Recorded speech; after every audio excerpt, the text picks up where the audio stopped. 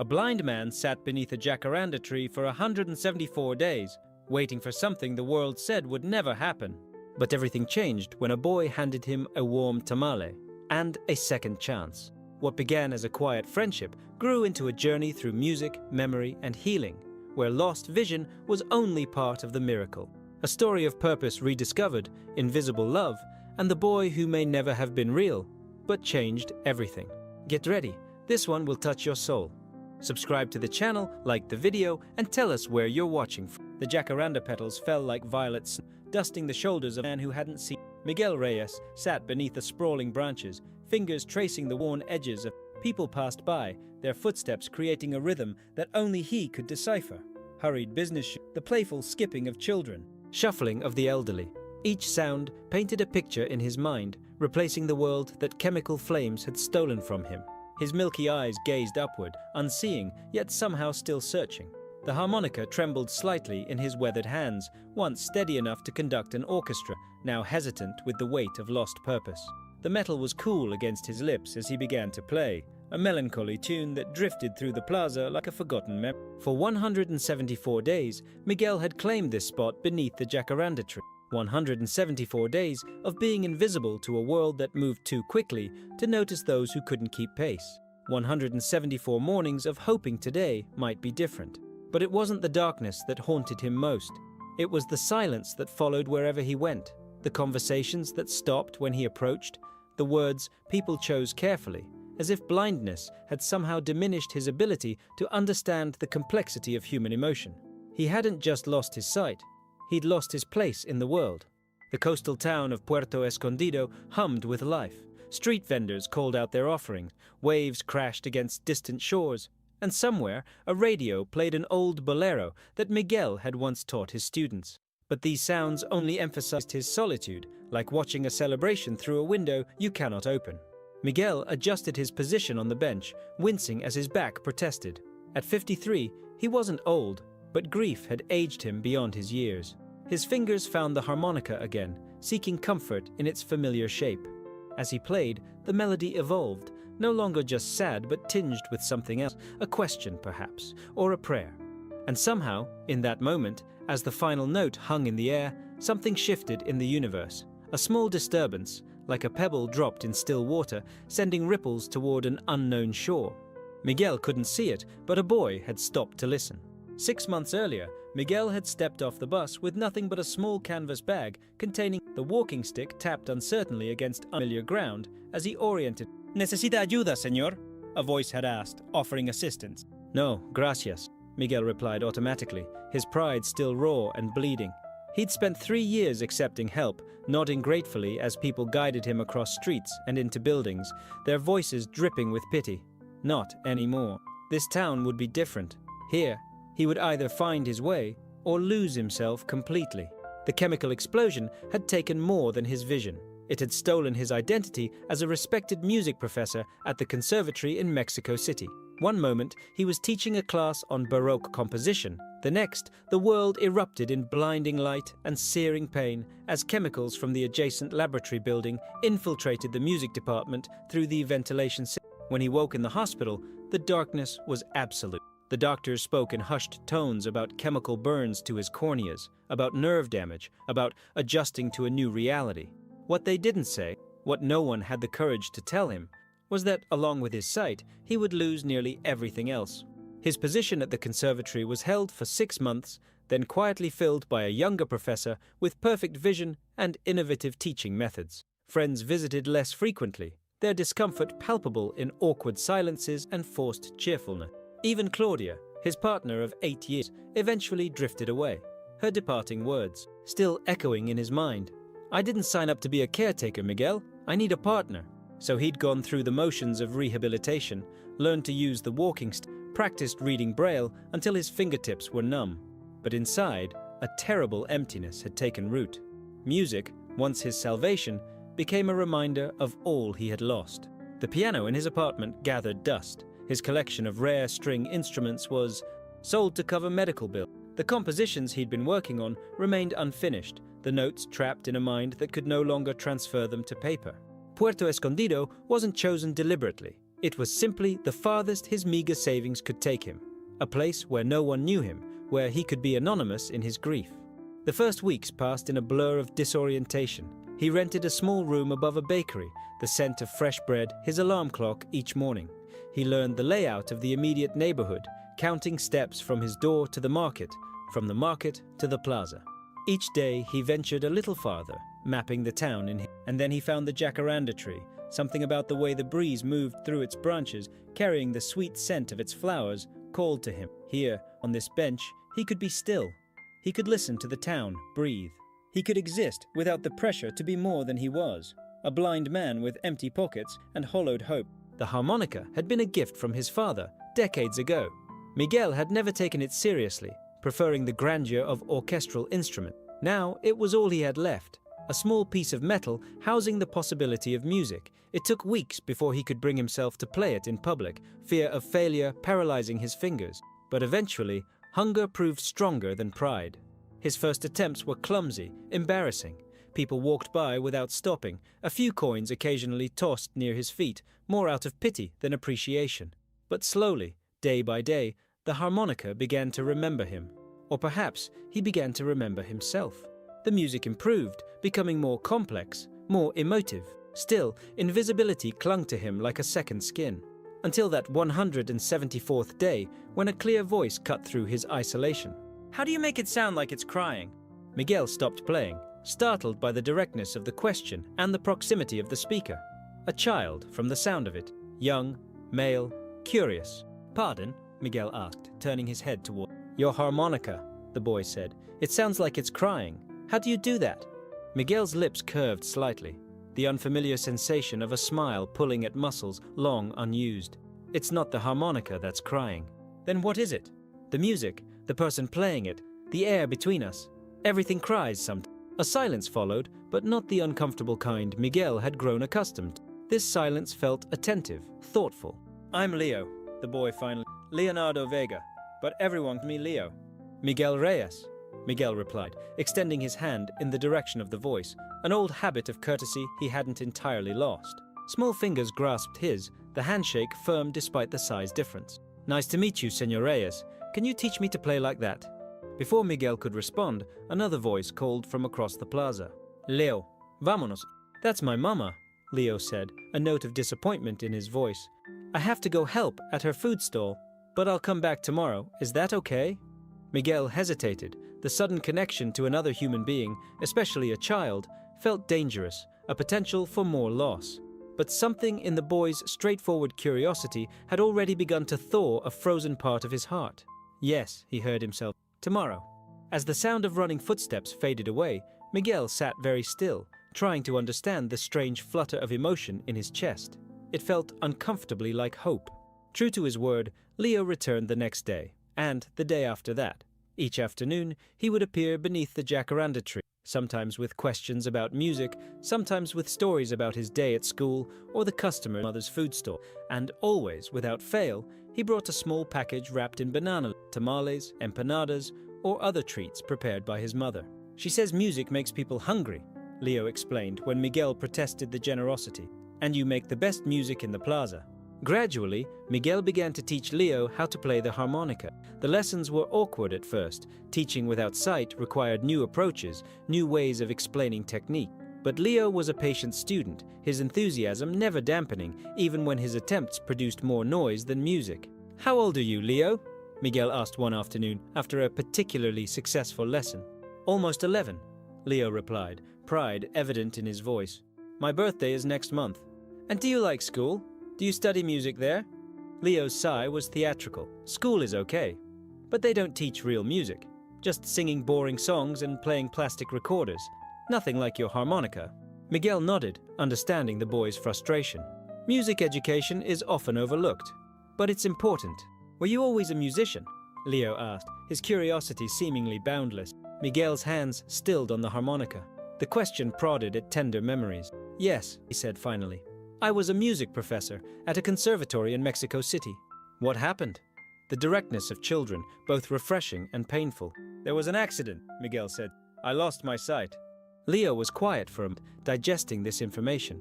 "But you didn't lose music," he observed. Miguel felt something catch in his throat. The statement, so innocent and yet so profound, struck him with unexpected force. "No," he managed, "I didn't lose music." What he didn't say was that he'd tried to. He'd pushed it away, blamed it for his loss, attempted to silence it. But music had persisted, humming in his blood, vibrating in his bones, waiting for him to remember that it had never been about seeing notes on a page. It had always been about feeling them in his soul. "My mama wants to meet you," Leo announced suddenly, changing the subject with childish abruptness. "She's curious about who's teaching me music." Miguel tensed. Adult interactions were more complicated, fraught with the potential for pity or awkwardness. "Perhaps another time," he hedged. "She's nice," Leo insisted, "and she knows things. She's a curandera, an herbalist. People come from other towns to see her." Miguel's interest was piqued despite his reservation. "A traditional healer?" "Yeah. She has all these plants and makes medicines. Some people call her a witch, but that's stupid. She just knows stuff that doctors don't." The conversation was interrupted by the arrival of a group of tourists who stopped to listen to Miguel play. For the first time in months, he felt a flicker of his old confidence as he performed, aware of Leo's proud gaze and the appreciative murmurs of the crowd. When they left, leaving a generous amount of pesos in his case, Leo was practically bouncing with excitement. "See? You're the best musician in town. You should play in the Festival de Música next month." Miguel shook his head. "I don't think so, Leo. Playing in the plaza is one thing. A festival is different." "Why? Because you can't see. That's a dumb reason." The bluntness made Miguel laugh, a rusty sound he barely recognized. "It's not just that," he tried to explain. "It's been a long time since I performed properly. I'm not ready." Leo was quiet for a moment. Then, with the simple logic of children, he said, "You won't know until you try." As Leo left for the day, promising to return tomorrow with his mother's special coconut empanadas, Miguel remained on the bench, turning their conversation over in his mind. The boy's words had disturbed something long dormant within him, a sense of possibility.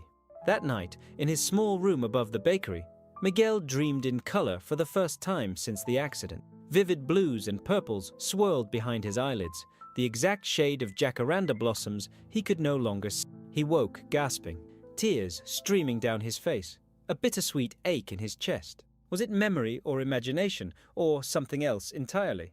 The next morning, he returned to his spot beneath the tree earlier than usual, a strange anticipation guiding his steps.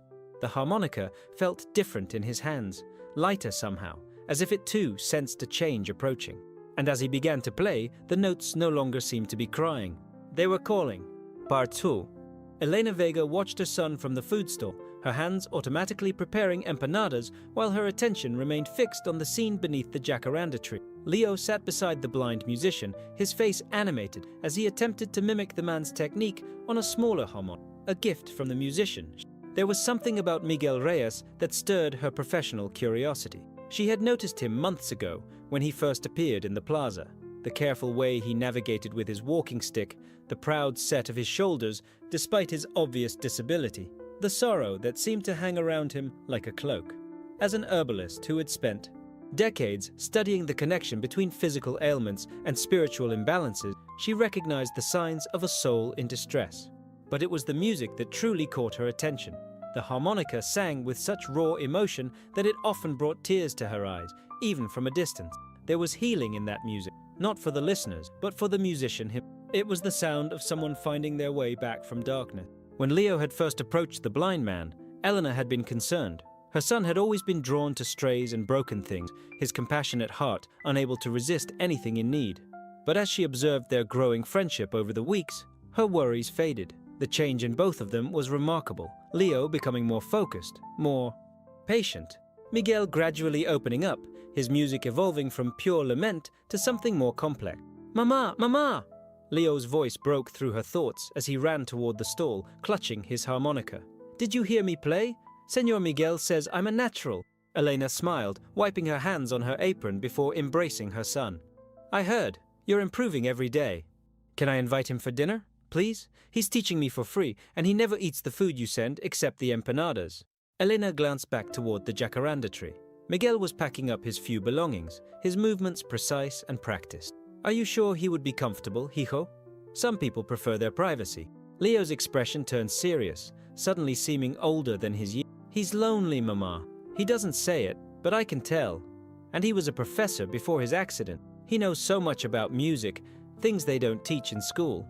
Elena considered her son's words. She had learned to trust Leo's intuition about people. It was a gift he had inherited from her side of the family, along with other sensitivities that were beginning to manifest. Perhaps this was more than a random connection. Perhaps there was purpose in... All right, invite him for Sunday. We'll make something special. Leo's face lit up with delight. Gracias, Mama. Can we make cochinita pibil? It's his favorite. He told me he hasn't had it since he left Mexico City. Cochinita pibil it is, Elena agreed, already mentally cataloging the ingredients. Now help me pack up. We have customers waiting. As they worked side by side, Elena found her thoughts returning to Miguel. There was something familiar about him, though she was certain they had never met.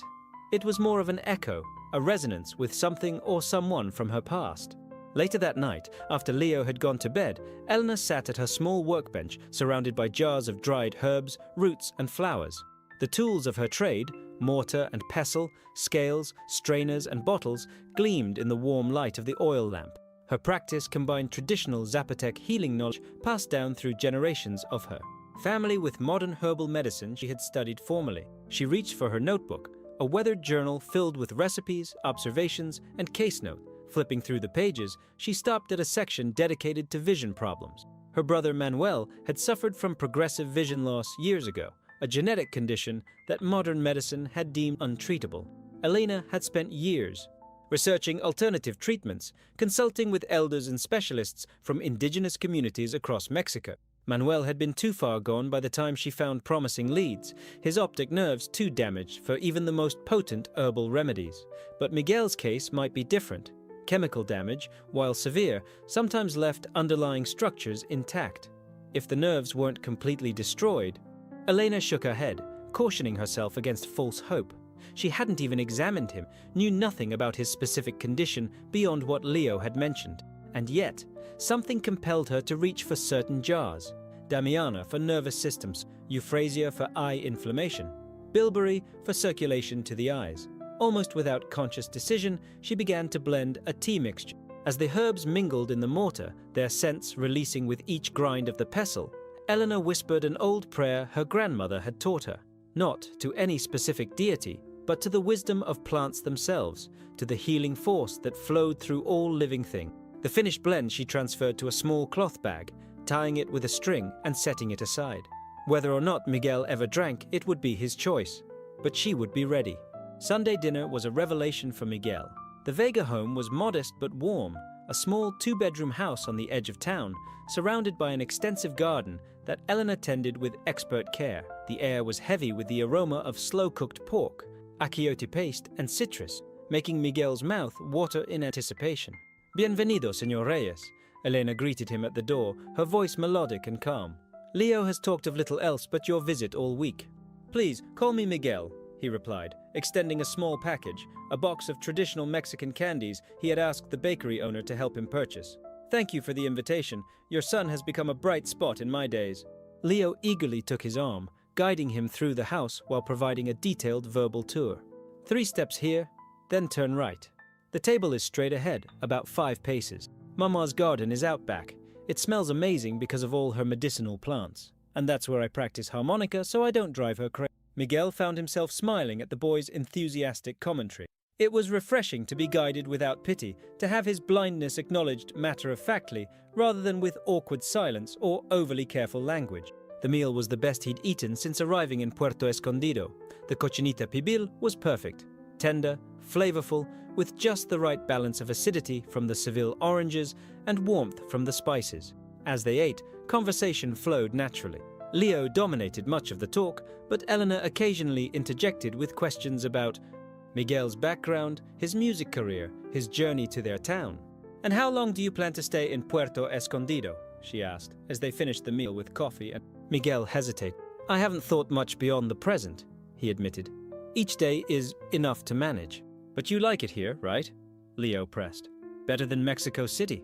"It's different," Miguel said carefully. "Quieter, simpler in some ways. The people are kind." "Some people," Leo corrected. "Javier and his friends made fun of you playing in the plaza." "Leo," Eleanor admonished gently. Miguel waved away her concern. "It's all right. I'm aware that not everyone appreciates street musicians, especially blind ones who play melancholy tunes.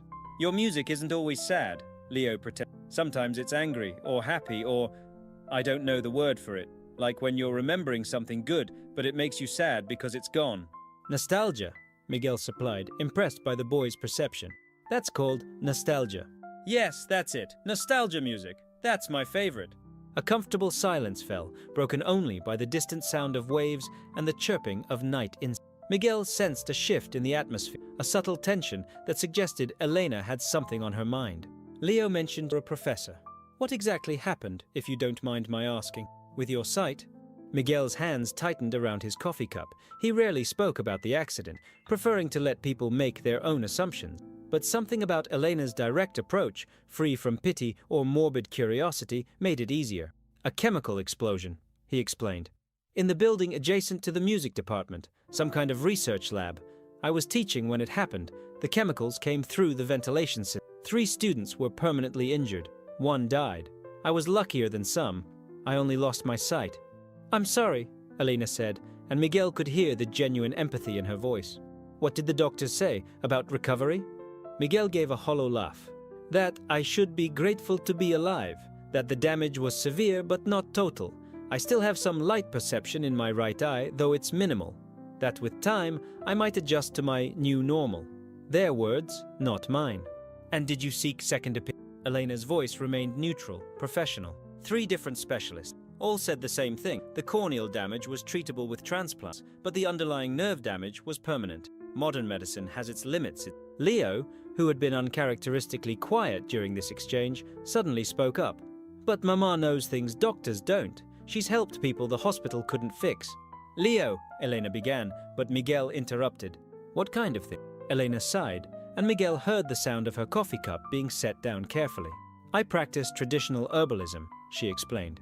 Mostly common ailments, digestive problems, skin conditions, respiratory infections. Occasionally more serious issues, but only as a complement to conventional treatment, not a replacement. She's being modest, Leo insists. She helped Senora Morales walk again after her stroke, and she fixed Tio Pedro's tremors when the doctors just gave him pills that made him sleep all day. Different conditions respond to different approaches, Elena said carefully.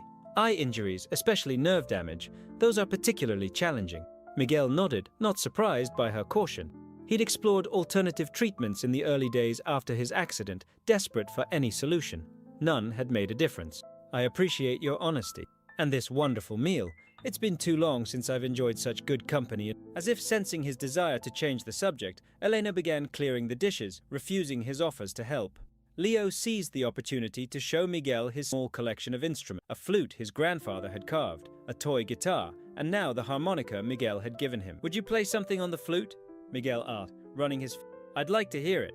Leo's attempt was earnest, but unpolished, the notes wavering and uncertain. Miguel listened carefully, then provided gentle guidance on breath control and finger placement. Soon, a recognizable melody emerged, simple but true. Much better, Miguel encouraged. You have good instincts. You just need practice and proper instruction. Like at your conservatory? Leo asked eagerly. The question sent an unexpected pang through Miguel's chest. Yes, like that. Later, as Miguel prepared to leave, Elena pressed a small cloth bag into his hand. A tea blend, she explained, for restful sleep and clear dreams. No promises, no miracle cures, just something that might help with the dreams you mentioned to Leo. Miguel hadn't realized he'd shared that detail with the boy. Thank you, genuinely touched by the gesture. I'll try it tonight. Steep it for 7 minutes, no more, she instructed. And if you notice any changes, good or bad, I'd appreciate knowing about them, for my records. As Leo guided him back toward the center of town where his room was located, Miguel found himself turning over in his mind. For the first time in years, he felt a flicker of something beyond mere existence, a sense of connection, of possibility. That night, he prepared the tea as instructed, inhaling the complex aroma of herbs and flowers he couldn't identify. The taste was bitter, but not unpleasant, with hints of sweetness that lingered on his tongue. As he drifted toward sleep, a strange warmth spread through his body, centering behind his eyes. The dreams came again, more intense. Colors swirled and danced, forming patterns, sounds, light came tangible. In the dream, Miguel stood before, not playing but conducting. As he raised his baton, their faces expectant. instruments gleaming under stage light. The music began, building to a crescendo that made his heart race with a joy he'd almost forgotten. When he woke, tears streamed down his face. But for the first time since the accident, they weren't tears of loss. They were tears of... The weeks that followed took on a rhythm that gradually began to heal something in Miguel's fractured spirit. Mornings were spent at his usual spot beneath the jacaranda tree, playing for passers-by. Afternoons brought Leo's enthusiastic presence and music lessons that grew more structured as Miguel rediscovered his teaching abilities. Sunday, dinners at the Vega home became a cherished ritual, followed by evenings of music and conversation. And each night, Elena's tea brought dreams more vivid than the last. Miguel didn't speak of these dreams at first, uncertain what they meant and unwilling to nurture false hope. But as they continued, evolving from abstract colors to increasingly detailed scenes, he finally mentioned them to Elena during one of their Sunday gatherings. Elena was silent for a moment, then asked, "Are the dreams troubling you?" "No," Miguel admitted. "They're comforting, in a strange way. Even the sad memories feel valuable now, like pieces of myself I'd lost." He hesitated, then added, "Sometimes, when I wake, I swear I can see shadows and light before the darkness returns." He heard Elena's sharp intake of breath, but couldn't interpret its meaning. "It could be the herbs," he said carefully. "Some have properties that stimulate the optic nerve, increase blood flow to the eyes. Or it could be simply that your mind is healing, allowing your brain to access visual memories more freely." "You don't sound convinced," Miguel observed. Elena sighed. "In my grandmother's tradition, healing doesn't always follow logical paths. Sometimes the body knows what it needs and finds ways to communicate that need. Dreams can be part of that communication." "And what do you think my dreams are trying to tell me?" "That perhaps you've been in darkness in more ways than one, and that it might be time to step back into..." The conversation might have continued, but Leo burst back into the house, eager to demonstrate his progress on a new melody. The moment passed, yet Miguel found himself returning to Elena's words frequently in the days that followed. Step back into the light. But how, when the light itself was what he could no longer perceive? The answer came unexpectedly, through Leo once again. "I entered you in the Festival de Música," the boy announced one afternoon, his voice a mixture of excitement and apprehension. "The community talent competition part. It's this Saturday." Miguel froze, the harmonica halfway to his lips. "You did what?" "I know I should have asked first," Leo rushed on. "But there was a deadline, and you kept saying, maybe later, whenever I brought it up.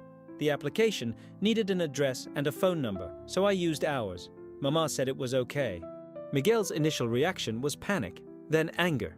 The thought of performing on a stage, in front of a crowd, being judged, perhaps pitied, sent cold dread through his veins. "Leo, I can't."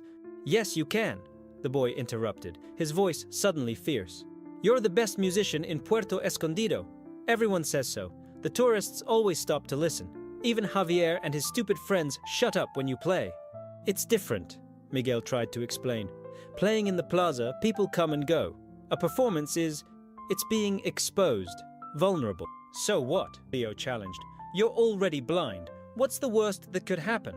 The blunt question startled a laugh from Miguel, despite his anxiety. "Your lack of tact is both alarming and refreshing." "Is that a yes?" Hope colored the boy. Miguel sighed, running his fingers over the The truth was, a part of him, a part he'd tried to silence for years, longed to perform again, to feel the connection with an audience, to lose himself in the act of creating beauty through sound. But the fear was overwhelming. "They need to hear you like I do," Leo said quietly, a surprising maturity in his voice. "Please?" And somehow, those simple words broke through Miguel's resistance. What had he been protecting him from, really? More loss? More failure? He'd already experienced the worst. What remained was merely pride. "One condition," Miguel said finally. "You'll play with me. That duet we've been practicing." Leo's whoop of joy echoed across the plaza, drawing smiles from passers-by who had grown accustomed to the odd pair beneath the jacaranda tree, the blind musician and his young apprentice. As the day of the festival approached, Miguel's anxiety grew. He practiced obsessively, refining the duet with Leo during their afternoon sessions and working alone in his room late into the night.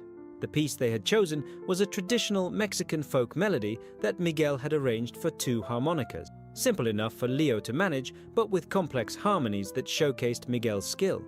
The dreams intensified as well. Each night, colors burned brighter, scenes became more detailed.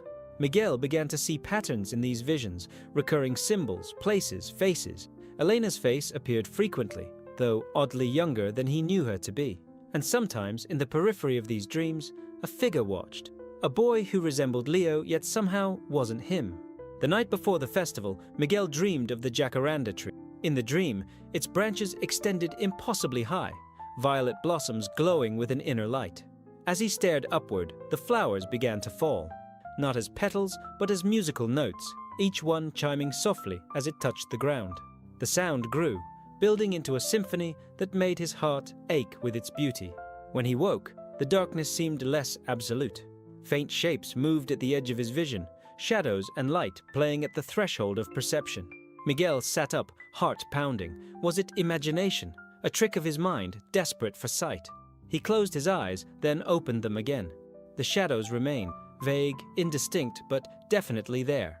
For the first time in years, Miguel allowed himself to consider a possibility he had firmly rejected until now. What if he could see again? The Festival de Música transformed the main plaza of Puerto Escondido. Colorful banners hung between buildings, food stalls lined the perimeter, and a stage had been erected near the central fountain. By midday, the area was packed with locals and tourists alike, the atmosphere electric with anticipation. Miguel sat backstage, fingers nervously tracing the outline of his harmonica. The sounds around him were overwhelming, musicians tuning instruments, stagehands shouting directions, the growing murmur of the crowd. Leo sat beside him, unusually quiet. "Are you nervous?" Miguel asked, trying to distract himself from his own anxiety. "A little," Leo admitted, "but mostly excited. This is your chance to be a professor again, to show everyone how amazing you are." Miguel smiled at the boy's unwavering faith. "I'm not sure one performance can accomplish, but thank you for believing it could." "Mama says intention matters more than action sometimes," Leo said thoughtfully. "That if you truly intend something, the universe finds ways to make it happen." Before Miguel could respond, a festival organizer approached to inform them they would be performing next. As they were led toward the stage, Miguel's grip on Leo's shoulder tightened. "I can't see the steps." "3 steps up," murmured back.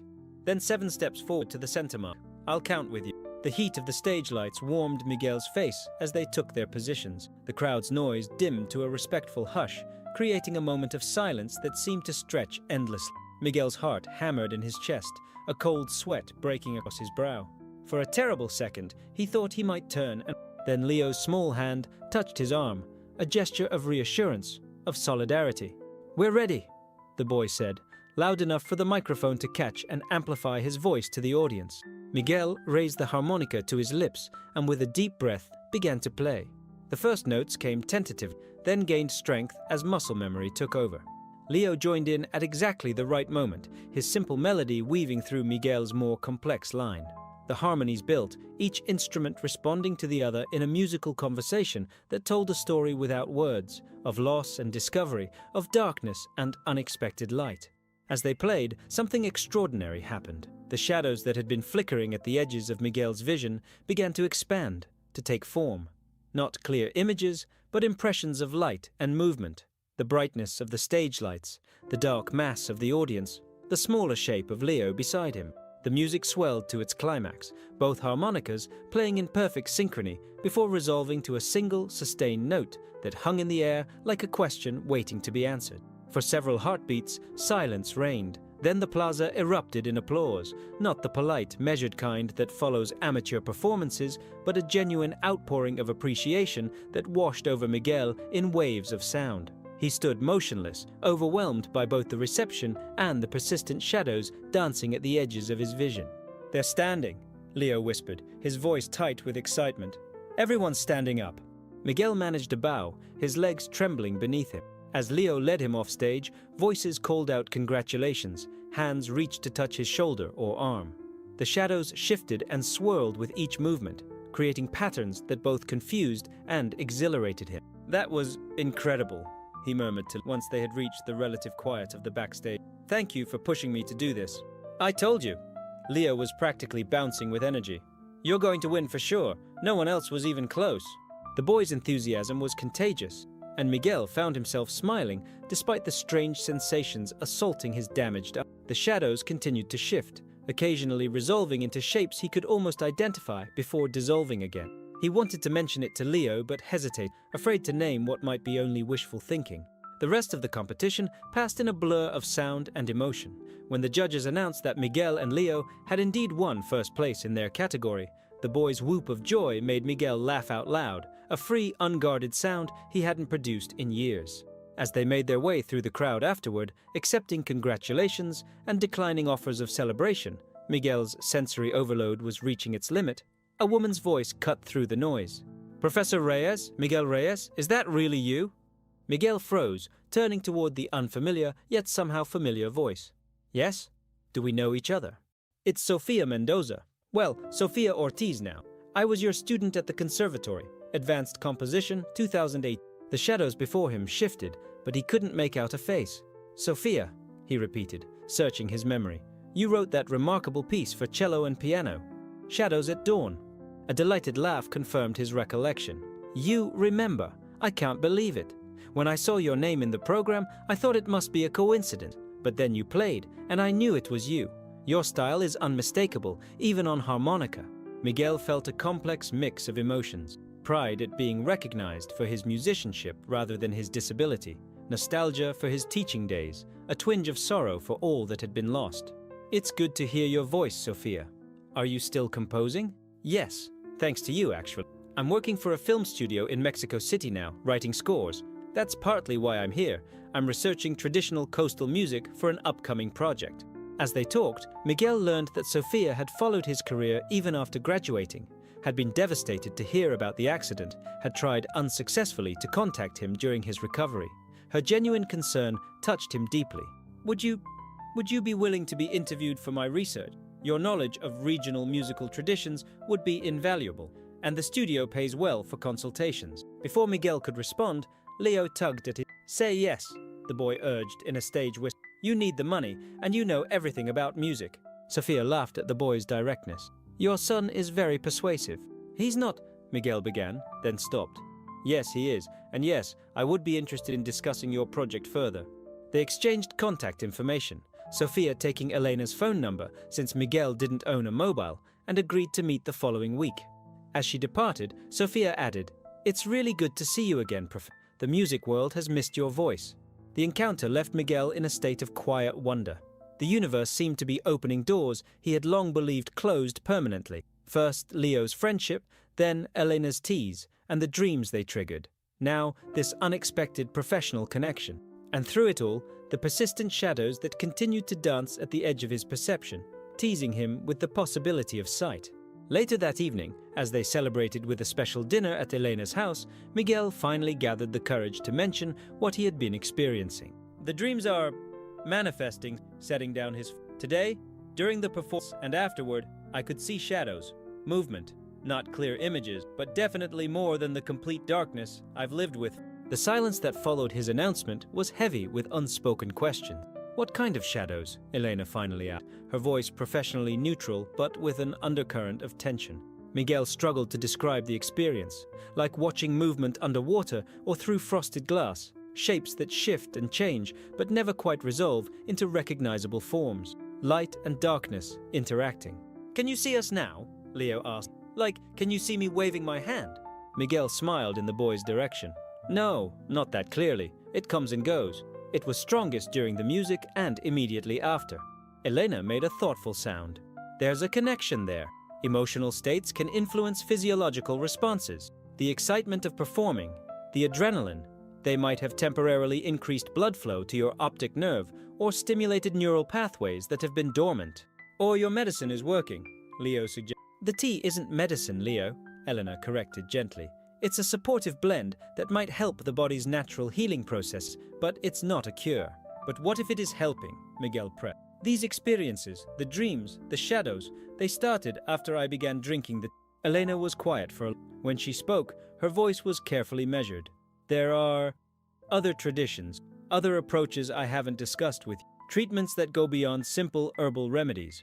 My grandmother was trained by healers in the highlands who worked with medicines but actively guided." Miguel leaned forward, suddenly intensely focused. "What kind of medicines? Preparations made from specific fungi, flowers, roots, things that affect perception, consciousness, the way the mind processes sensory information." Some call them hallucinogens, but that term doesn't capture their true nature or purpose when used in traditional healing contexts. Are you suggesting my experiences are hallucinations? Miguel felt a flicker of disappointment. No, Elena said firmly. I'm suggesting they might be something more complex, a re-establishment of pathways between mind and body, a reorganization of how your brain processes visual. The Highland healers believe that certain plant allies can help the body remember how to heal. And you know these traditions? These preparations? Elena hesitated. I studied them, yes, but I've never attempted to apply them to a case like yours. The process is intensive, requiring specific conditions, guidance, multiple sessions. It's not something to undertake lightly, but it could restore my sight. Miguel couldn't keep the hope from his voice. Miguel. Elena's tone was gentle but firm. I cannot and will not promise that. What I can say is that I've witnessed remarkable recoveries using these methods, not just for vision, but for conditions mainstream medicine had declared permanent or untreatable. Whether they would help in your specific case depends on many factors. The exact nature of your injury, your personal physical and spiritual constitution, your readiness to undergo what can be a challenging process. Leo, who had been uncharacteristically quiet during this exchange, suddenly spoke up. You should try it, Señor Miguel. What do you have to lose? What, indeed? Miguel thought. The shadows that had haunted him all day seemed to intensify. He considered the question as if responding to his contemplation of possibilities. I would need to know about the process, the risks, what would be involved. Of course, Elena agreed. And I would need to consult with my former teacher in the Highlands. He has far more experience with these methods than I do, especially for sensory restoration. The conversation shifted to other topics after that, but Miguel remained preoccupied with the new possibility that had been presented. That night, as he prepared for bed in his small room above the bakery, he found himself standing before the window that faced the straining to interpret the shadows that moved across his limited field of. Was that a car passing? A person walking? Or merely his mind creating patterns from random neural firings? The rational part of him, the professor who had once lectured on the science of sound waves and the mathematics of musical composition, warned against false hope. But another part, the musician who had always understood that some truths exist beyond rational explanation, whispered that miracles sometimes hide in shadows. As he drifted towards sleep, Elena's tea warm in his system, Miguel allowed himself to imagine a world of light returning. Not as it had been before. He was wise enough now to know that nothing ever returns exactly as it was, but perhaps as something new, a different kind of seeing informed by years of darkness. The dream that night was unlike any that had come before. He stood on a mountain path, mist swirling around ancient trees draped with moss, and ahead a figure beckoned, a boy who both was and wasn't Leo, his features shifting with age, familiarity. The boy played a flute made of bone, its music calling Miguel forward, even as the path grew steeper, more treacherous. Who are you? Miguel called to the figure. The boy lowered the flute and smiled, a smile Miguel somehow recognized, though he couldn't place it. I am the one who waits at crossroads, the boy replied, his voice echoing strangely. I am the guide who appears when people are ready. Ready for what? To see again, not just with eyes, but with the heart that remembers its purpose. Miguel woke with a gasp, the dream still vivid in his mind. Sunlight streamed through his window, and for a brief, disorienting moment, he could see it, golden rays illuminating dust motes that danced in the air. Then the clarity faded, returning to the now familiar shadows and movements at the edge of perception. But it had been there, a moment of true sight. With trembling hands, Miguel reached for his phone and called Elena's number. I'm ready. Whatever it takes, I want to. The preparations took nearly 3 weeks. Elena needed to contact her former teacher, Mateo, in the highlands of Oaxaca. Supplies had to be gathered, arrangements made. Miguel continued his daily routine, playing in the plaza, teaching Leo, now supplemented by consultation sessions with Sofia Mendoza for her film project, but an undercurrent of anticipation colored everything. The dreams continued each night, growing more symbolic, more laden with meaning. The boy with the bone flute appeared regularly now, sometimes leading Miguel through landscapes he had never seen, sometimes simply observing from a distance with ancient eyes in a young face. Elena was carefully methodical in her approach, explaining each step of the process they would undertake. The treatment involves 3 main elements, she told Miguel during one of their planning sessions. First, a series of preparatory herbal treatments to strengthen your nervous system and increase circulation to the eyes. We've already begun this with the tea you've been drinking. Second, a journey to the highlands where my teacher lives. The environment there, the altitude, the specific plants that grow in that region, the sacred sites, they're all part of the healing context. Some things cannot be brought down from the mountains. You must go to them. And third, Miguel prompted, a ceremonial use of sacred plant medicines guided by Mateo. These ceremonies can be intense, challenging. They often bring participants face to face with difficult emotions, memories, fears, but they can also create openings for healing that wouldn't be possible otherwise. Miguel nodded, absorbing this information. How long would we stay in the highlands? At least a week, maybe longer, depending on how you respond to the treatments. Mateo will assess your condition and determine the appropriate approach. The logistics were complicated. Miguel had limited savings, though his recent consultation work with Sofia had provided a welcome influx of funds. Elena would need to arrange for someone to manage her healing practice during her absence. And Leo, I want to come too, the boy insisted when plans were discussed. I can help. Elena shook her head firmly. This isn't a trip for children, The ceremonies aren't appropriate for someone your age. You'll stay with your Aunt Carmela while we're gone. Leo's disappointment was palpable, but Eleanor remained resolute. This is medical treatment, not an adventure, she explained. Miguel will need space and privacy to process whatever comes up during the healing work. As the departure date approached, the community rallied around them in unexpected ways. Word had spread about the blind musician seeking treatment in the highlands, and support materialized in various forms. The owner of the bakery waived Miguel's rent for the month. Sofia arranged for her studio to provide an advance for future consultations. Street vendors and marketplace sellers contributed supplies for the journey. Even Javier and his friends, the same youths who had once mocked Miguel's playing, organized a small benefit concert, performing their own music in the plaza and donating the proceeds to the cause. The night before they were to leave, Miguel sat beneath the jacaranda tree, playing a melody that had come to him in one of his dreams, a haunting sequence that seemed to exist somewhere between memory and prophecy. Leo sat beside him, unusually subdued. What if it doesn't work? The boy finally asked, voicing the question Miguel had been carefully avoiding. Miguel's hands stilled on the harmonica. Then I'll continue as I have been, he said simply.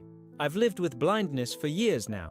I've found ways to adapt, to still make music, to teach. Your friendship and your mother's kindness have already given me back much of what I thought was lost forever. But you want to see again? Yes, Miguel admitted. I do, but I've learned something important in these past months, that wanting and needing aren't the same thing. I want to see again, but I no longer need it to feel whole. Leo was quiet for a moment, digesting this. I'll take care of your spot, he promised. I'll play here every day so no one else takes it, and I'll practice all the songs you taught me. Miguel smiled, ruffling the boy's hair. I know you will, and when I return, we'll play together again, no matter what happens in the highlands. That night, Miguel packed his few belongings into a small backpack. Clothes, his harmonica, a notebook Sofia had given him for recording indigenous musical elements they encountered. As he prepared for bed, a knock came at his door. Elena stood in the hallway, holding a small ceramic jar. One final preparation, she explained, entering his room. An ointment for your eyes, made from plants harvested under the full moon.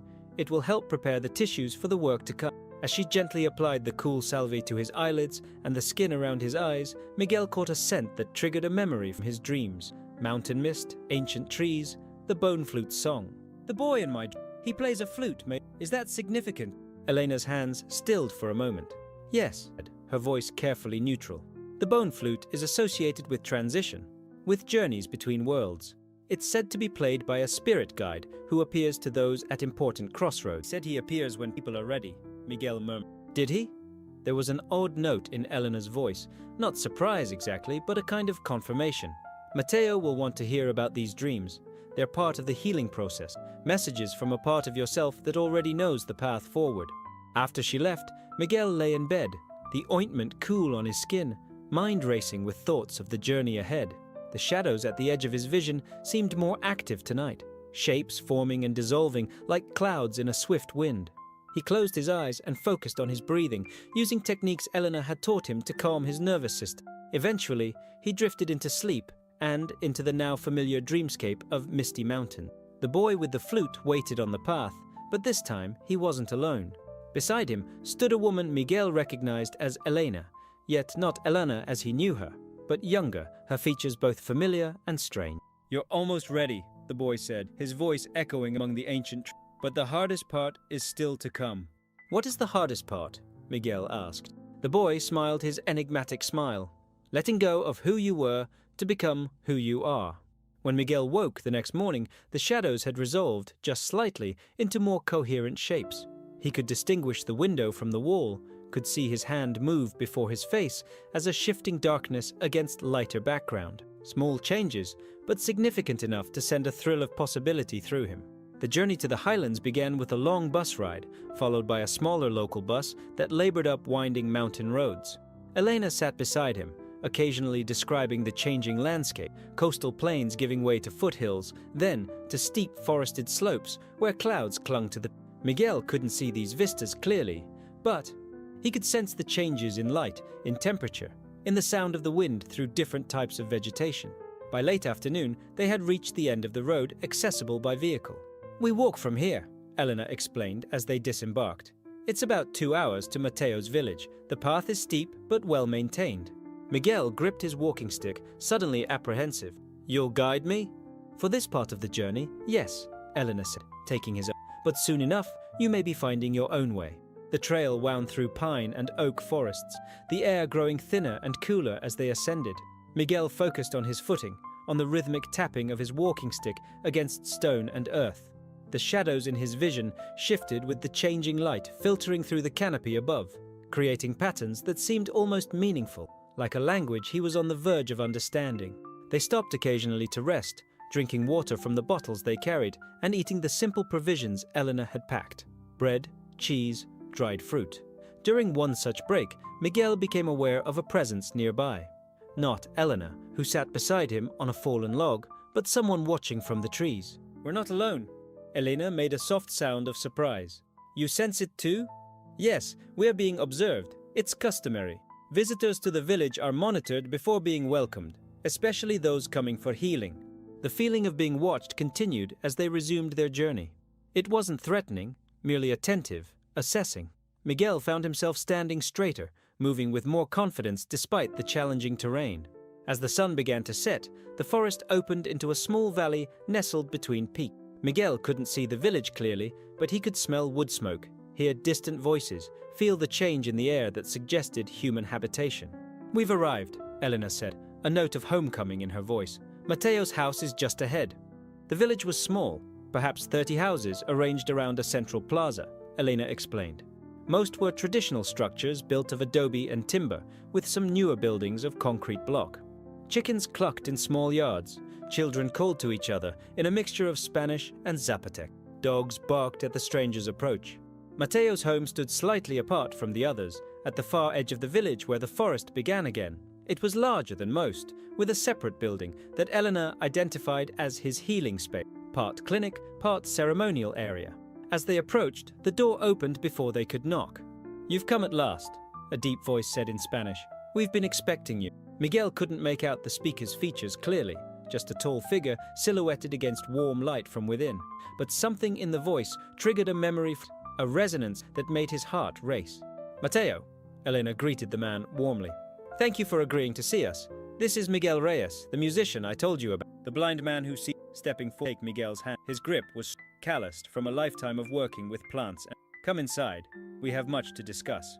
The interior of Mateo's home was warm and fragrant, with herbs hanging from ceiling beams, cooking smells from a wood stove, the sweet smoke of copal incense. Miguel was led to a chair at a solid wooden table, where a simple meal awaited them: bean stew, tortillas, roasted chilies, and a tea that smelled of unfamiliar flowers.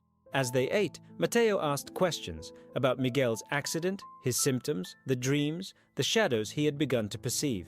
He listened intently to each answer, occasionally making sounds of understanding or interest. His Spanish was fluent, but accented with the cadences of his native Zapotec.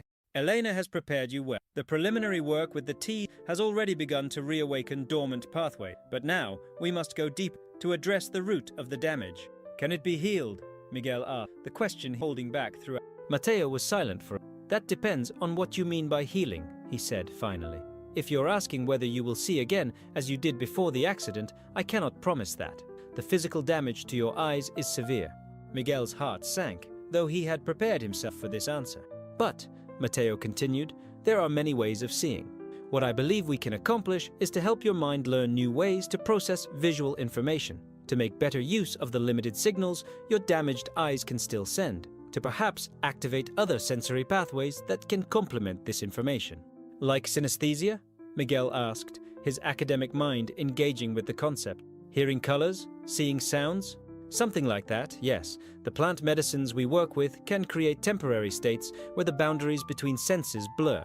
Sometimes, these temporary states can lead to permanent neurological changes, new connections, new pathways for information to travel.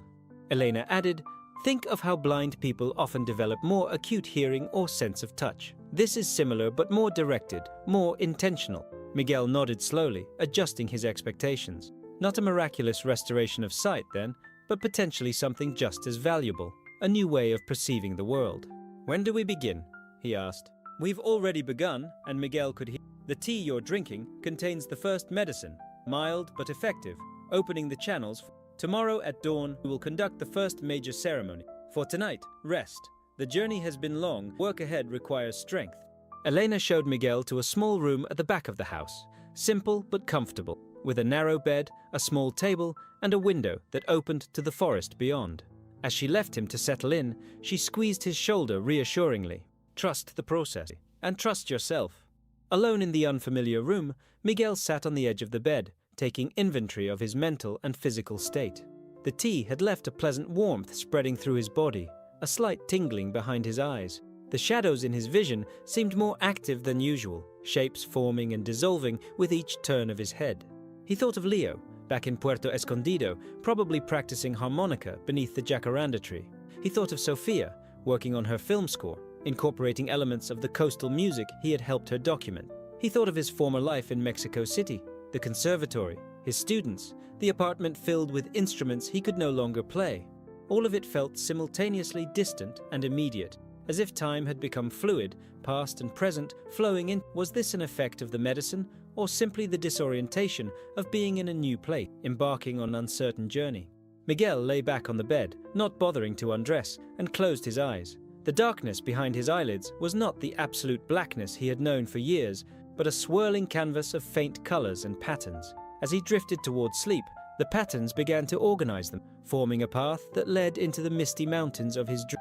And waiting on that path, bone flute in hand, was the boy who had become his dream guide, the one who appears when people are ready. Tomorrow, the boy said, you begin to remember how to see. Dawn arrived with the songs of unfamiliar birds and the distant sound of a conch shell being blown, a deep resonant tone that seemed to vibrate through the mountain air. Miguel woke immediately, the remnants of complex dreams still clinging to his consciousness. The shadows in his vision were more defined this morning, allowing him to distinguish the window's pale rectangle from the darker walls, to see his own hands moving before his face as blurred shapes. A soft knock at the door preceded Elena's voice. It's time. Matteo is waiting in the ceremonial space. Miguel dressed quickly in the clean white clothes that had been laid out for him, loose cotton pants and a simple shirt. The fabric felt specially prepared, slightly stiff and smelling of unfamiliar herbs. He followed Elena's guidance through Matteo's house and outside to the separate building he had sensed upon their arrival. The ceremonial space was circular, its walls made of adobe, its ceiling high and domed. Light entered through small windows set near the top, creating shafts of illumination that Miguel could perceive as bright columns in the dimness. The earthen floor had been swept clean and covered with woven mats. The air was heavy with the sweet smoke of copal incense and other aromatic plants being burned in a central fire pit. Matteo sat cross-legged on a mat opposite the entrance, various bowls, bundles of herbs, and instruments arranged before him. His white hair was tied back from his face, which Miguel could just make out as a blur of warm brown tones and deep lines. "Welcome, Miguel," the elder said, his voice resonating in the circular space. "Please, sit here." He indicated a mat directly across the fire from his own position. As Miguel settled himself, trying to calm his racing heart, Matteo began to explain the ceremony they were about to undertake. "Today we work with 3 sacred medicines. First, a tea made from the leaves of the salvia plant, which opens the channels of perception. Then, an ointment for your eyes, prepared from herbs that stimulate the optic nerve and increase blood flow to damaged teeth. Finally, the most powerful medicine, the sacred mushrooms that our ancestors have used for healing for thousands of... Miguel nodded, both nervous and eager to begin. Beside him, Elena sat slightly back, present, but clearly in a supporting role rather than as a direct participant. Before we begin, Matteo continued, I must ask your intention. Why do you seek this healing? What do you hope to gain? The question, though expected, still gave Miguel pause. He had rehearsed various answers during the journey to the highlands, but now they all seemed inadequate, too simple for the complexity of what he was feeling. At first, he said slowly, I wanted simply to see again, to regain what was lost. But now, I think what I truly seek is integration, to bring together the person I was before the accident with the person I've become since, to find purpose again, whether sight returns or not. Matteo made a sound of approval. A worthy intent. The medicines respond best to truth, and you have spoken yours. He reached for a clay cup, filling it with a greenish liquid from a larger vessel. We begin with the salvia tea. Drink slowly, mindfully. Miguel accepted the cup, inhaling the sharp, vegetal scent before taking a careful sip. The taste was intensely bitter, almost metallic, but he continued to drink until the cup was empty. Almost immediately, a tingling sensation spread from his throat to his extremities, followed by a feeling of warmth behind his eyes. Next came the ointment, a thick, resinous substance that Matteo applied to Miguel's eyelids and the skin around his eyes with gentle, practiced movements. The sensation was initially cool, then warming, then almost burning, not painful, but intensely stimulating. Close your eyes, Matteo instructed. Allow the medicine to work. With eyes closed, Miguel became aware of pulses of color moving across his field of inner vision. Blues, purples, greens, swirling in patterns that seemed almost meaningful, like a language he was on the verge of understanding. His breathing deepened, his body relaxing into the mat beneath him. Now, Matteo's voice seemed to come from both outside and inside Miguel's head simultaneously. The final medicine. Miguel opened his eyes to accept a small wooden bowl containing what appeared to be dried mushrooms, dark and twisted. Following Matteo's instructions, he chewed them thoroughly before swallowing, their earthy flavor strong but not unpleasant. Lie back now, Matteo said, helping Miguel to recline on the journey will begin soon. Remember your intention. Remember that whatever you experience, you are safe here. Elena and I will watch over your body while your spirit travels. Miguel nodded, settling into a comfortable position. The shaft of light from the high window fell across his face, warming his skin. He could hear Matteo beginning to play a small drum, its rhythm matching his heartbeat. Elena's presence was a reassuring warmth nearby. The effects began subtly, an intensification of the colors behind his closed eyelids, a heightened awareness of the sounds around him, a sense that his body was simultaneously very heavy and very light. Then, with a suddenness that took his breath away, the colors exploded into complexity, forming scenes, landscape, faces that morphed and changed. Miguel opened his eyes, gasping at what he saw. The ceremonial space remained, but overlaid upon it were luminous patterns, energy fields surrounding Matteo and Elena, the fire's flames extending into elaborate fractal patterns, the walls breathing slightly with their own life force. And most astonishingly, he could see, not with perfect clarity, but far more distinctly than the shadows he had been experiencing. I can see, he whispered, his voice sounding strange to his own ears. I can see colors, shapes, your faces. The medicine allows your brain to process visual information differently, Matteo's voice explained, though his lips didn't seem to move. It bypasses some of the damaged pathways, creates new ones. Miguel turned his head, taking in the ceremonial space with wonder. Everything glowed with its own inner light, objects leaving trails as they moved, colors more vivid than he remembered from his sighted days. He raised his hands before his face, marveling at their definition, the lines on his palms, the movement of his fingers. Is this permanent? That remains to be seen, Matteo replied. The medicine shows what is possible.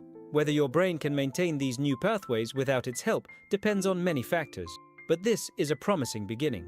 As Matteo spoke, the scene began to shift.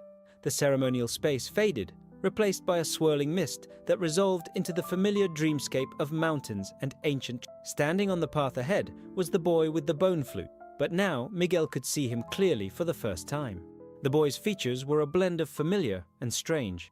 Elements of Leo's face combined with others that reminded Miguel of old photographs he had seen of his own grandfather as a youth. The boy wore traditional Zapotec clothing, but it seemed to shift and change, sometimes appearing modern, sometimes ancient. "You're seeing me at last," voice echoing. "Do you recognize?" Miguel stepped forward on the dream path, studying the figure before him. "You're not Leo," he said slowly. "Though you resemble him. You're something else. A guide of some kind." The boy smiled, the expression lighting his face with an inner radiance. "I am many things. A messenger between worlds, a catalyst for those ready to change. In your friend Leo, I found a perfect vessel to reach you.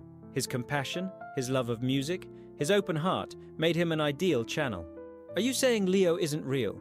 Miguel felt a stab of distress at the "No," the boy laughed, the sound like water over stones. "Leo is very real, a remarkable child with his own destiny. But for a time, I have been working through him, guiding both of you toward this moment."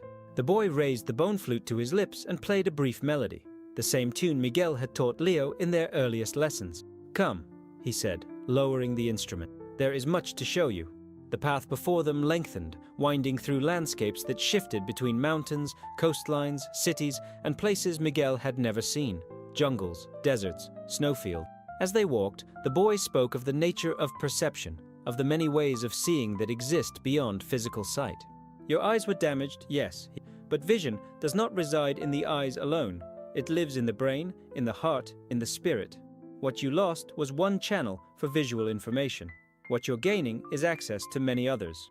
They passed through scenes from Miguel's past, the conservatory where he had taught, his childhood home, the hospital room where he had first confronted blindness. In each place, Miguel saw details he had forgotten or never noticed, perspectives he had missed when relying solely on physical sight. "The medicine is showing you that memory and imagination are forms of seeing," the boy said. "That music creates its own visual landscapes in the mind. That touch, smell, sound, all can be translated into images by a brain that has learned new pathways." The journey continued, sometimes peaceful, sometimes challenging, as Miguel confronted fears, regrets, and unresolved grief. Throughout, the boy remained beside him, offering guidance without judgment, playing his flute at moments when words would not suffice. At what seemed like both a moment and an eternity, they arrived at a clearing in a forest of impossibly tall trees. In the center stood a pool of water, so still it reflected the sky perfectly, creating the illusion of infinite depth. "Look," the boy instructed, gesturing. Miguel approached cautiously, kneeling at the edge to gaze into the water. At first, he saw only his own reflection, but not as he knew himself to be. This reflection showed a younger Miguel before the accident, his eyes clear and confident. Then the image shifted, aging rapidly, showing him as he was now, the lines of experience etched more deeply, the milky film over his eyes, but with a different kind of strength in his bearing. Then, astonishingly, a third image formed, neither past nor present, but a possible future. This Miguel had clear eyes again, but they were different somehow. Not exactly as they had been before the accident, but transformed, seeing in a way that suggested more than ordinary vision. "The three paths," the boy explained, squatting beside him at the "what was, what is, and what might be. You stand at the crossroads between them." "How do I choose the third path?" Miguel asked, unable to look away from the reflection that gazed back at him with such knowing eyes. "You've already begun to choose it, by accepting blindness without surrendering, by finding music, by opening yourself to new ways of, by trusting Leo and Elena." The boy's reflection in the pool began to change, shifting between the familiar face of Leo and something older, more elemental, a presence that had existed long before the boy and would continue long after. "Who are you, really?" Miguel asked, finally turning to look directly at his guide. The boy smiled, his form becoming momentarily transparent, revealing a luminous energy behind the human appearance. "I am what your tradition might call an ally, a spirit that assists in healing, in transformation. I exist in the space between worlds, helping those who are ready to cross from one state of being to another." "And you chose to help me. Why?" "Your music called to me," the boy said simply. "Even in your despair, the harmonica spoke with a voice that crossed boundaries. And then there was Leo, his open heart, his genuine desire to help, his connection to Elena. All created a perfect bridge." Miguel looked back at the pool, where the three reflections had merged into a single image, neither fully the past, present, or future version of himself, but an integration of all three. "What happens now?" he asked. "You complete the journey," the boy replied, standing and offering his hand. "You return to your body carrying what you've learned here, and then the real work begins, the daily practice of seeing in new ways, of strengthening the pathways the medicine has revealed. Miguel took the offered hand and rose to his feet. The forest around them began to dissolve, the trees becoming columns of light, the ground beneath them transparent. Through it, Miguel could see the ceremonial space, his own body lying on the mat. Mateo still playing the drum, Elena watching over him. "Will I see you again?" Miguel asked as the boy's form began. The smile that answered him was both Leo's and not Leo's. "I am never far from those who listen for the flute." With those words, Miguel felt himself falling, or perhaps rising, back into his physical body. The impact was gentle but disorienting, like slipping into water of the perfect temperature. He gasped, his eyes flying open to the ceremonial space that now seemed simultaneously more solid and less real than the visionary landscapes he had traversed. Mateo's drumming slowed, then stopped. "Welcome back," the elder said softly. "How do you feel?" Miguel took inventory of his body, his senses. The intense visionary state had begun to fade, but the improvement in his vision remained. Not perfect sight, but significantly better than the mere shadows he had been perceiving. Colors were muted compared to their vibrancy during the ceremony's peak, but still distinguishable. Shapes had definition, though edges remained soft, details blurred. "I can still see," he said wonderingly. "Not perfectly, but much more than before." Elena moved into his field of vision, her face a blur of warm tones, but recognizable now. "The medicines sometimes have lasting effects after the first ceremony," she explained. "But it's usually temporary, a glimpse of what's possible rather than a permanent change." "She's right," Mateo confirmed. "What you're experiencing now is the residual effect of the medicines still active in you. It will likely fade over the next hours or days, but it shows us that your visual pathways are not completely destroyed, just dormant, blocked, in need of reawakening." Miguel nodded, trying to absorb this information without allowing disappointment to overshadow the miracle of even temporary sight. "The boy, the guide in my vision, he showed me 3 versions of past, present, and a possible future where I see differently than before. Not the same as my old sight, but something new." Mateo made a sound of interest. "The ally appeared to you as a boy, with a bone flute?" "Yes. He said he was working through Leo somehow, that Leo had been a channel for him to reach me." Mateo and Elena exchanged a significant look that Miguel could now perceive, though he couldn't read their expressions clearly. "This ally is known to our tradition," Mateo said carefully. "He appears to those at important transitions, especially transitions involving perception, awareness, the opening of new ways of seeing. His presence in your journey is a powerful sign." "Will I meet him in future ceremonies?" "That depends on what you need," Mateo replied. "The allies don't appear on command. They come when their particular assistance is required." Elena helped Miguel to sit up, offering him water from a clay cup. The cool liquid felt miraculous on his throat, and he realized how much time must have passed during his visionary journey. The quality of light in the ceremonial space had changed, suggesting it was now late afternoon. "Rest now," Mateo advised. "Allow the medicines to complete their work. Tomorrow, we'll begin the practices that will help you maintain and strengthen what has been awakened today." The days that followed established a new rhythm. Each morning began with herbal preparations, teas, eye washes, ointments, followed by exercises Mateo taught to stimulate the optic nerve and train Miguel's brain to better process limited visual information. These included focusing on objects of different colors against contrasting background, tracking movement, distinguishing shapes at various distances. The physical practices were supplemented by visualization exercises that drew on Miguel's extensive musical training.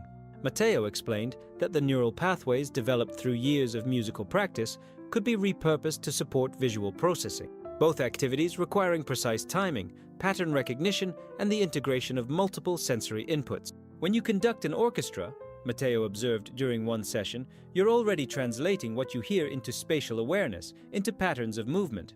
Now, we're training your brain to make similar translations for visual information." Every third day brought another ceremonial session with the sacred medicines, each journey deeper and more complex than the last. The boy with the bone flute appeared in some, but not all of these visions, sometimes guiding, sometimes merely observing. Other allies manifested as well, a woman with butterfly wings who taught Miguel about the relationship between sound and color, an ancient tree whose roots showed the interconnection of all sensory experiences, a jaguar that led him through darkness, teaching him to sense his surroundings through means beyond physical sight. Throughout these experiences, Miguel's visual perception continued to improve. The gains were not linear. Some days brought remarkable clarity, others disappointing regression. But the general trajectory was toward greater visual function, especially in distinguishing light, color, and movement. Mateo emphasized that these improvements, just from the medicines but from Miguel's brain, forming new neural pathways, learning to interpret visual information in different ways. You're not healing the physical damage, the elder explained. You're creating detours, teaching your brain to maximize the limited information from your eyes and to supplement with other sensory.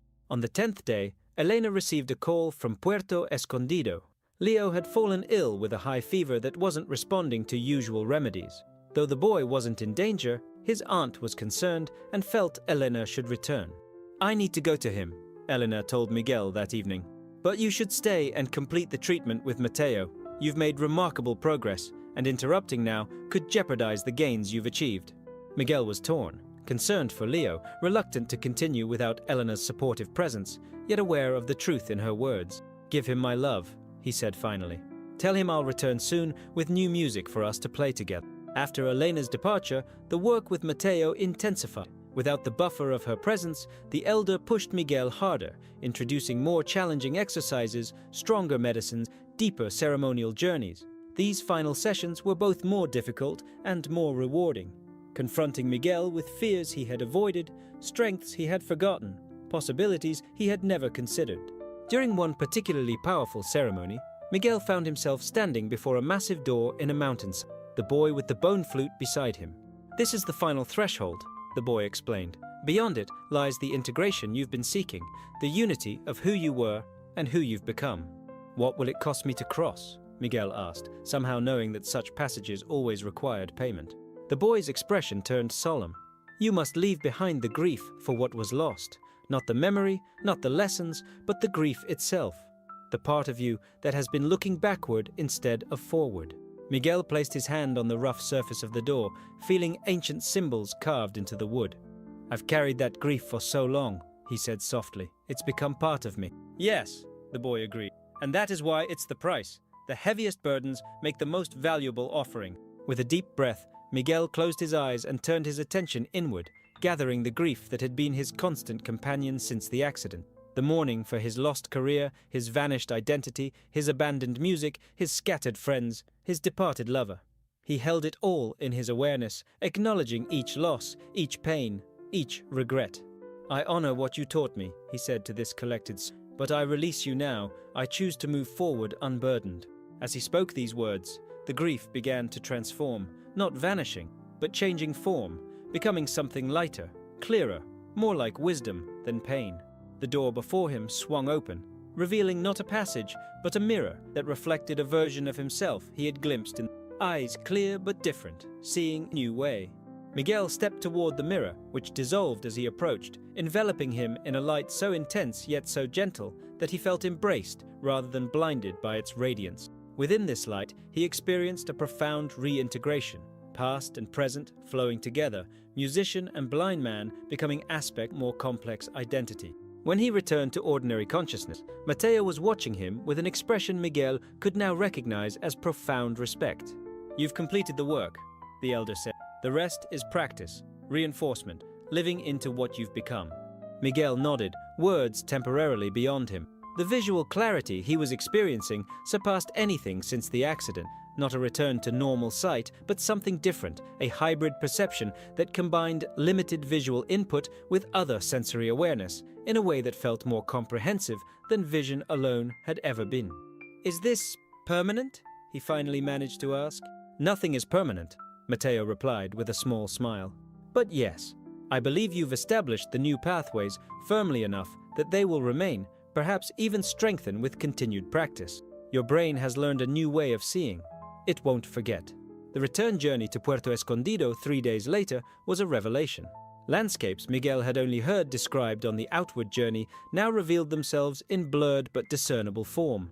Mountain forests giving way to foothills, then to coastal plains. Colors were particularly vivid. The deep green of vegetation, the blue of the distant ocean, the riot of flowers in village gardens they passed.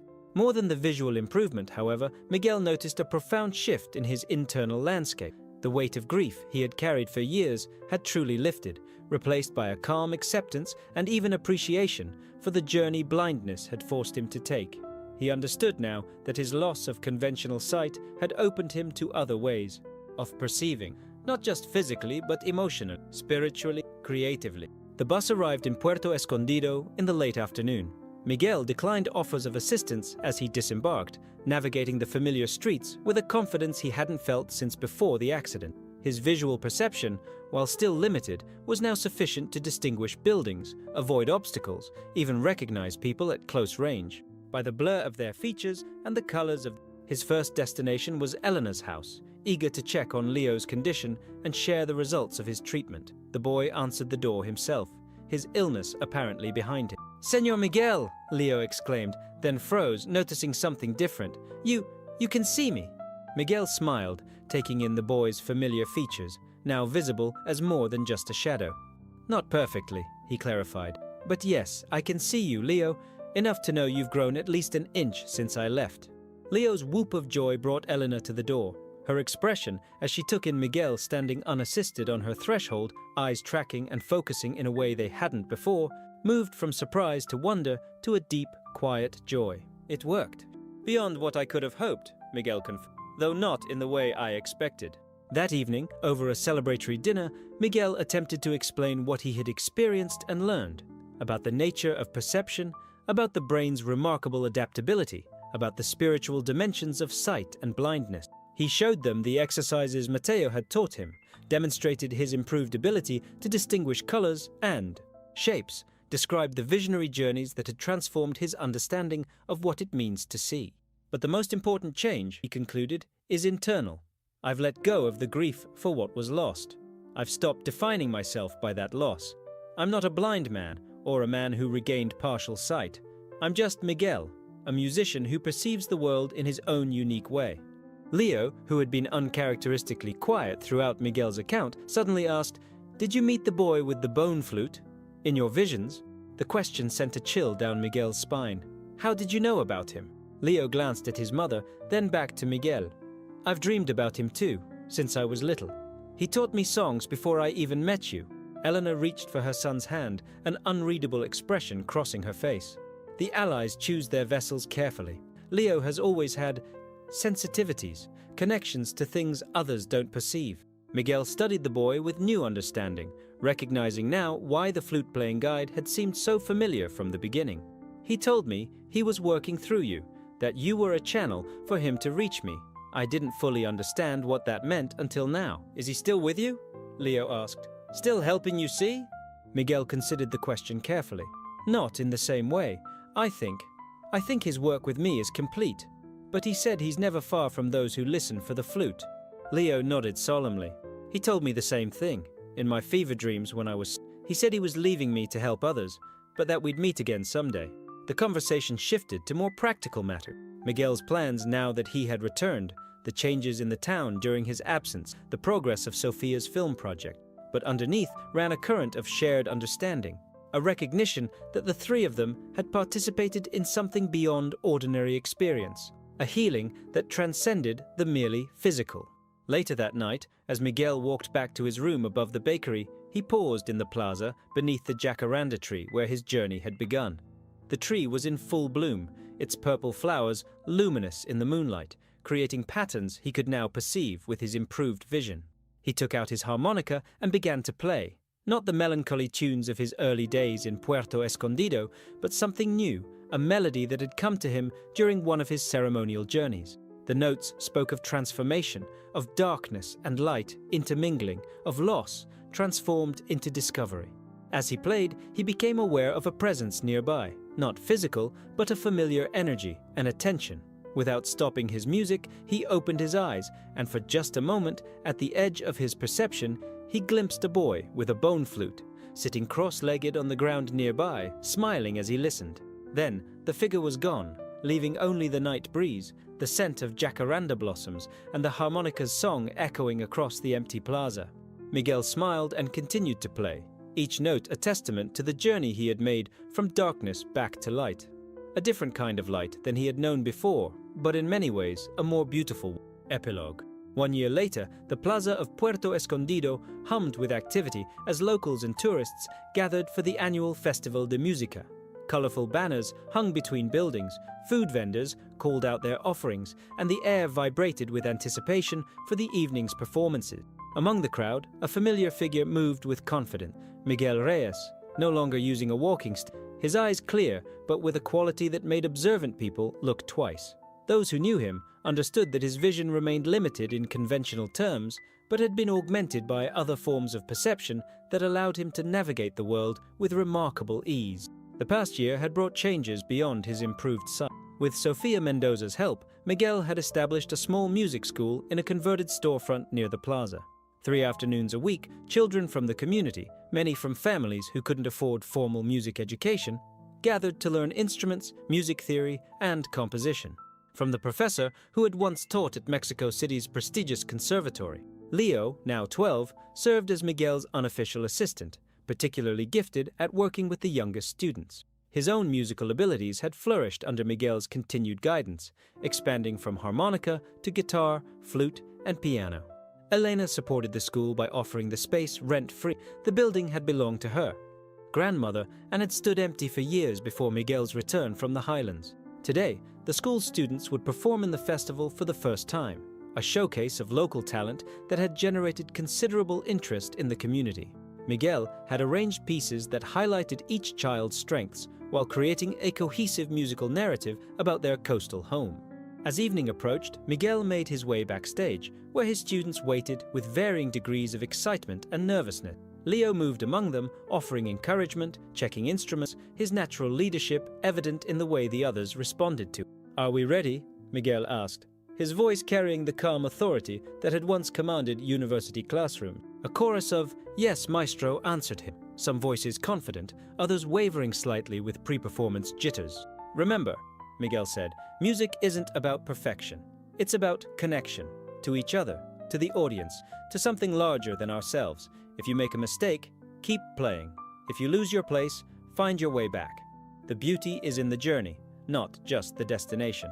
The children nodded, their expressions serious as they absorbed his words. Miguel moved among them, making final adjustments to a guitar position here, a hand placement there, speaking quietly to a particularly anxious young violinist. From the stage came the announcement, and now the students of Escuela de Música Jacaranda under the direction of Maestro Miguel Reyes. The children filed onto the stage, taking their positions as practiced.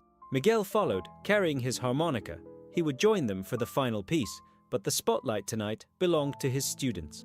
As he took his place at the side of the stage, he scanned the audience, his limited vision sufficient to locate Elena in the front row, Sofia beside her, having returned from Mexico City for the event. The performance began with a simple melody played by the youngest children on recorders, gradually building in complexity as older students joined with their instrument. The music told the story of Puerto Escondido, the rhythm of ocean waves, the calls of seabirds, the bustle of the market, the quiet beauty of jacaranda trees in bloom. As the final piece approached, Miguel stepped forward, harmonica. This composition was special. Created in collaboration with Leo, it incorporated elements of traditional Zapotec music learned from Mateo, blended with contemporary rhythms. The boy had named it El Camino de la Luz, the path of light. As Miguel raised the harmonica to his lips, he caught a flicker of movement at the back of the crowd, a familiar presence that sent a ripple of recognition through him. The boy with the bone flute stood watching, visible perhaps only to Miguel and to Leo, whose sharp intake of breath suggested he had seen the figure too. The ally's appearance was brief, a nod of acknowledgement, a gesture of blessing, then gone as Miguel began to play. But the energy of that presence remained, infusing the music with a quality that transcended the merely beautiful to touch something profound in everyone who listened. When the final notes faded, the plaza erupted and the children beamed with pride, Leo's face shining with accomplishment. As he took his bow, Miguel stood back, allowing them their moment of recognition, full with a joy once believed. Later, as the festival continued around them, Miguel sat with Elena and Sofia at a cafe overlooking the plaza. His students had dispersed to celebrate with their families, though Leo remained nearby, engaged in animated conversation with friends his age. "The school is thriving," Sofia observed, sipping her coffee. The conservatory has expressed interest in establishing a formal relationship, scholarships for most promising students, maybe even a satellite campus here eventually. Miguel nodded, watching the patterns of light and shadow as evening deepened around them. It's more than I could have imagined a year ago, he admitted. Teaching again, but in a completely different context. Finding new purpose in sharing music with children who might otherwise never have access. And your vision? Sophia asked. Has it remained stable? It has. Not conventional sight, integrated. I see differently, color and movement most clearly, details less, but combined with my other sense, it's more than enough to live a full life. Elena, who had been quietly observing the conversation, added, the physical healing was just the beginning. The real transformation was in how you see yourself, your place in the world. Miguel smiled at her perceptiveness. Exactly. I needed to lose my conventional sight to discover other ways of seeing, not just physically, but artistically, emotionally, spiritually. As night fell completely, lanterns were lit throughout the plaza, casting a warm glow over the continuing festivities. Music from various performers created a tapestry of sound that filled the air. In this moment of contentment, Miguel reflected on the journey that had brought him here, from despair to hope, from isolation to community, from darkness to a different kind of light. The blind man who had arrived in Puerto Escondido with nothing but a walking stick, a harmonica, and fading hope had been transformed, not by miracle or magic, but by connection, to a boy who saw value where others saw only brokenness, to a healer who understood that some wounds serve a purpose, to a community that recognized the gift of music he still had to offer, and perhaps most importantly, to himself, not as he had once been, nor as tragedy had defined him, but as he had chosen to become. Miguel raised his harmonica, joining spontaneously with the distant music, adding his voice to the celebration. As he played, he could swear he heard, weaving through his melody, the faint, sweet notes of a bone flute.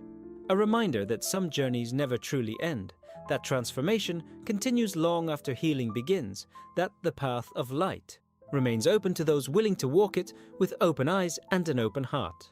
Vision had returned to his eyes, but it was love that had given him clarity. If stories like this moved you, share them. There are still voices waiting to be heard.